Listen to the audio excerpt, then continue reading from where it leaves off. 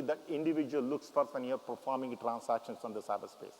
So ease as a customer, and further, when you try to use it, it is not only the applications, but the communication system, but also we need to create awareness to the customer, the importance of following certain security considerations. It's important, the procedures which has to be followed. He has to be trained for that particular thing. And we find it very few places which this particular activity is taking place.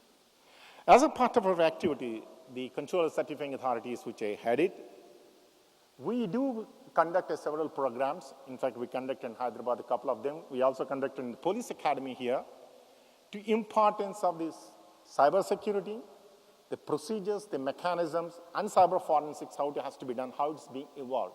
Because remember that there is nothing called perfect security in the cyberspace. It's very dynamic in nature because people do find out the solutions to overcome the security mechanisms which you have created. You need to be playing cat and mouse game.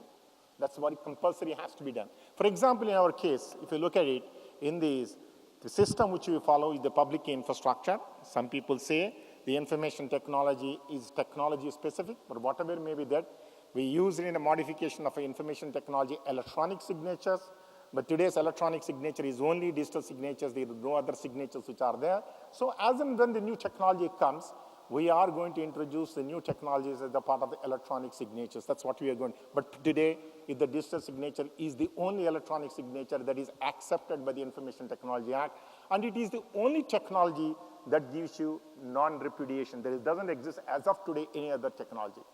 The secondly, most of the users are carried out by the digital signature. Remember, the legal sanctity is provided to you if you are taking your digital certificate from the licensed certifying authorities. Simple, very sign is not legally recognized in this country.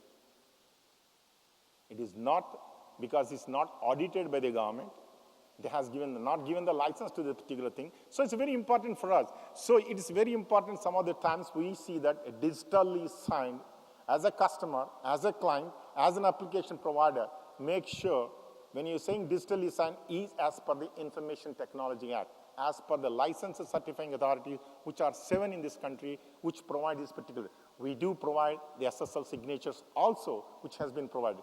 We are going to the next step of creating encryption procedures, then escrow systems, because as the country grows, if your country wants to become a superpower in this particular segment, it also necessary to have an escrow system. We don't have much of a legally recognized escrow system in this country. You need to create. The third most important aspect also is the privacy, security and privacy. These are very, very important things. The privacy laws has to be created. What is the data protection that is being provided to the individual who provides the information to the banks and other agencies? How do you know that particular data only remained in this country is not carried outside the country? You need to create a regulator, or you need to create a mechanism by which the individual is provided for the information he is providing to the particular application. This is also very important. This needs to be, cyber security just not providing the application security. It is this overall end-to-end provided, which has to be so that a customer, when he gets into the system, can perform the transaction with a full trust. Trust is the most important word which needs to be recognized. Full trust he can perform. When I do a transaction from my system, I can be sure the data that is being transmitted reaches the destination. It does not get modified. Like what happened with CWC. You get an email, you get an extra sentence to that particular thing. So you need to be extremely careful. When you're trying to do a transaction, the total transactions remains is the content is consistent and is not been modified. Integrity of the content has to be maintained. This is very, very essential. I think that's what the information technology provides. It basically provides you the mechanism to identify, authenticate, integrity, and non-repudiation. Non-repudiation comes as for the information technology as concerned only from the digital signatures. And we need to inculcate, we need to proceed. People have the tendency to the digital signature are very, very complex and is very costly. I think this is another vocabulary which I use quite frequently into the system. Digital signature is not inconvenient. It's very pretty easy to use it. I don't know how many of you use that. You use MCA 21. You file income tax papers. You do e-procurement systems also using a digital signature. It's not complicated. You just require any new technology. When you require some sort of training, maybe 5 minutes training, you require how to apply your signature. I find quite a few of the companies have digital signature for MCA 21, and they give it to the chartered accountant to put that particular signature to file the papers to the MCA 21. Remember that anything digitally signed, the certificate which has been issued by the certifying authority, you are legally bound.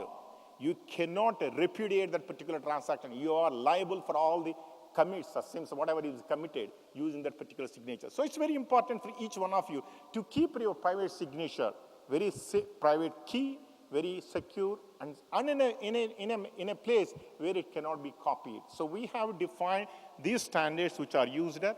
We also introduced recently the interoperability guidelines, the mechanisms how to implement in the various applications. And we also look at continuously auditing these agencies so that the security, the trust is maintained throughout the chain. I find it quite a few places.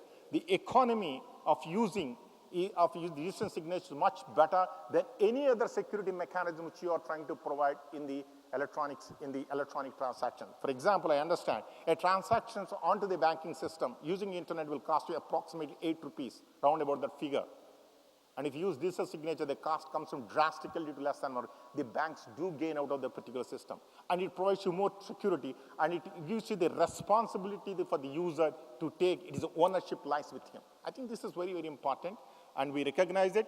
We continuously monitor the particular standards which we implement this particular system. Today, we're shifting over the key size from 1024 bits to 2048.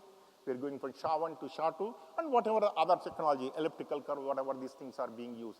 This is the mechanism being created by the government for you so that the transactions are trustworthy. That's very, very essential. If the cyber transactions, if the government has to increase an application and also promote the e-commerce, secure, trustworthy transaction has to be created. You need to create the environment. You need to do the legal framework. You need to have the mechanisms to implement it very securely. I think that's what we are trying to do that. And I hope this conference will look at this trustworthy mechanism of perform the transactions, provide the trustworthiness to the individuals who do this performance. Thank you very much. It's a pleasure to be here this morning. Thank you.